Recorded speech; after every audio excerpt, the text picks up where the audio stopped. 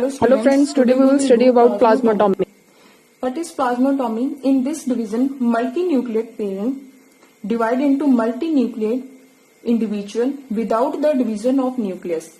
Nucleus division occurs later on to maintain normal number of nucleus. Here, parent cell have 7 nucleus. Parent cell divides to form 2 daughter cells. One daughter cell have 4 nucleus and another daughter cell have 3 nucleus. After that, they maintain their normal number of nuclei. Okay, so this is plasmatommy. Next is budding. Daughter individual is formed from a small projection, that is bud.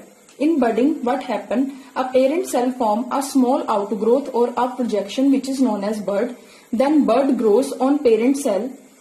When it matures, it deattaches from the parent cell and grows.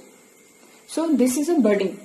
Budding is further divided into 2 types, exogenous and endogenous budding. Exogenous budding. In exogenous budding, parent cell forms a small outgrowth, that is bud, which grows further and then deattaches from the parent body and grows independently.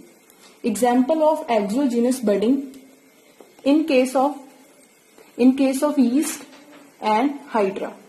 Okay. Next is endogenous budding. What is endogenous budding? Endogenous budding takes place in freshwater sponge, Spongiella. Here buds are formed within the parent body. These buds are known as internal buds or gemmules. In this diagram, sponge forms internal buds which are known as gemmules. Okay. So what's there inside the gemmule? Gemmule contains small group of cells which are known as archeocytes. And opening is there which is known as micropyle. During favorable condition, what happens? The mass of archeocytes comes out through the micropyle and forms a new colony. What is strobilization? Repeated formation of a similar segments by budding. For example, in case of jellyfish, repeated segments are formed by budding. It is a special type of budding and repeated segment is known as strobila.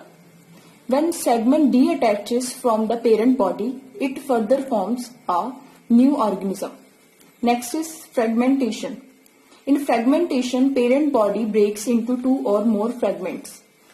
In case of nostoc and Spirogyra algae, parent body divides into 2 or more fragments and fragments further develop to form new organism.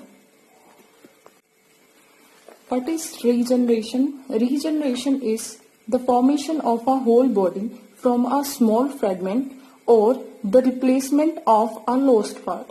Okay, if regeneration of whole body takes place from a small fragment, then it is known as morphallaxis in case of sponges.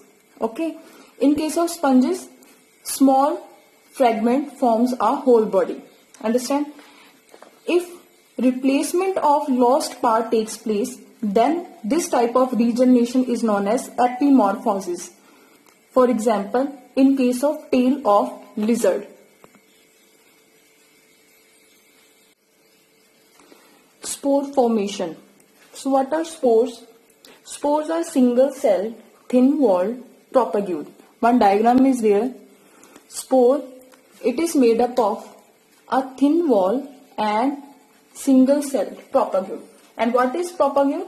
Propagules are dispersive structures released from the parent body.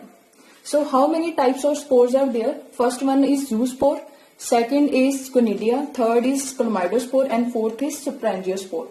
What is zoospore? Zoospore is a motile spore which contain flagella and most common type, for example, in case of chlamydomonas and eulothrix, they have flagella and these are motile spores.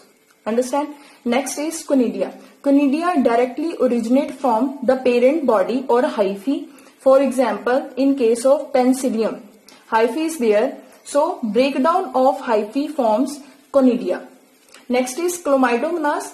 Chlamydomonas are thick-walled spores, and these spores are formed under unfavorable condition to store food in case of rhizopus and mucor.